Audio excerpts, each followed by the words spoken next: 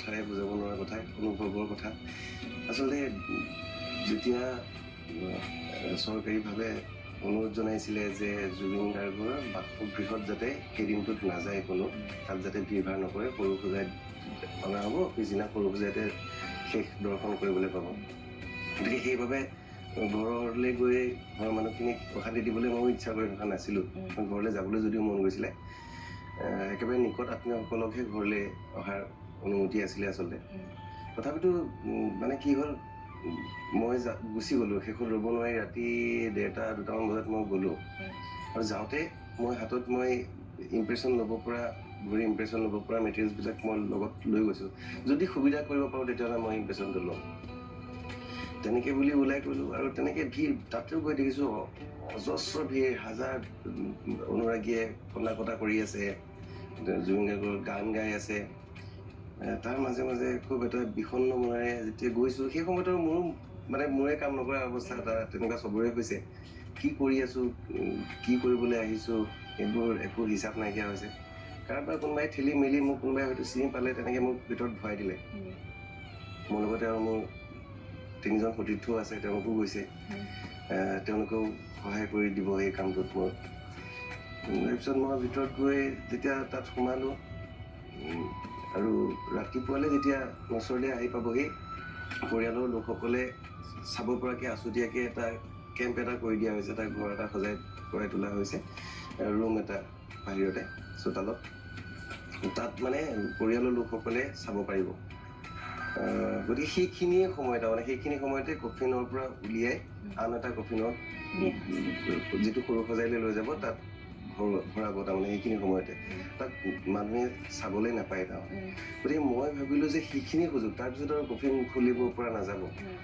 তেতিয়া মই পৰিয়ালৰ লোকৰ সৈতে যোগাযোগ যেতিয়া কৰিলোঁ, তেতিয়া তেওঁলোকে মোক ভিতৰত ভৰাই দিলে, সেই কোঠাটোত সোমাই দিলে। তাত একেবাৰে নিকট আত্মীয় কেইগৰাকী আছে।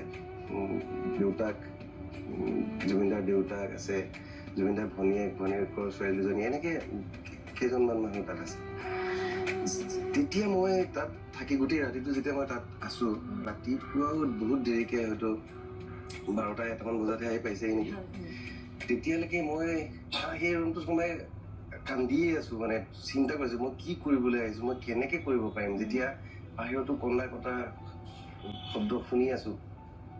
আৰু তেতিয়া মই ভাবিছোঁ যেতিয়া নচদে আহি পাবহি, তেতিয়াতো আৰু হুলস্থুল লাগিব আৰু মানুহবিলাকে কন্দা কটা কৰিবলৈ আৰম্ভ কৰিব। আৰু সেই সময়ত যদি মই যদি আবেগিক হৈ পৰোঁ, তেতিয়াহ'লে মোৰ কামটো কৰিব নোৱাৰে। কাৰণ মোক কৈছে যে 5 মিনিটহে তুমি সময় পাবা, আৰু সেইখিনি সময়ত মোক আছুতীয়াকৈ লাগিব তেওঁ।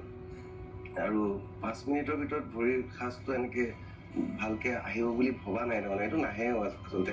প্ৰায় আধা ঘণ্টা 1 ঘণ্টামান সময় লাগে।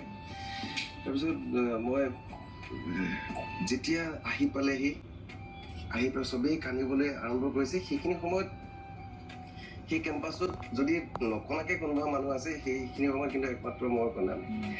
যেতিয়া আহিছে ভিতৰলৈ, কফিনৰ পৰা প্ৰথম কফিনৰ ঢাকনিখন খুলিছে, মই লগে একো চোৱা নাই। আৰু মই ইমপ্ৰেশ্যন মেটেৰিয়েলটো লৈ মই জুবিনদাৰ ভৰি দুখন লৈ যেন তেনে লগাইছোঁ। আৰু ইফালে লগাবলৈ আৰম্ভ কৰিছোঁ, সিফালে গৰিমা বৈ আহি কান্দিছেহি, ভৰিৰ চাপ ল'লোঁ। মই তেতিয়া ভাবিছোঁ ভগৱান আৰু অকণমান কান্দক মানুহবিলাকে, টাইমটো আৰু অলপ বেছি যাতে মই পাওঁ, মই ভৰিৰ চাপটো যাতে মই ভালকৈ ল'ব পাৰোঁ। আৰু তাৰপিছত সেইখিনি কাম কৰিলোঁ। প্ৰায় 15 মিনিটমান সময় মই পালোঁ, আৰু চাপটো লৈ মই ৰোৱা নাই, মই বাহিৰলৈ ওলাই আহিছোঁ।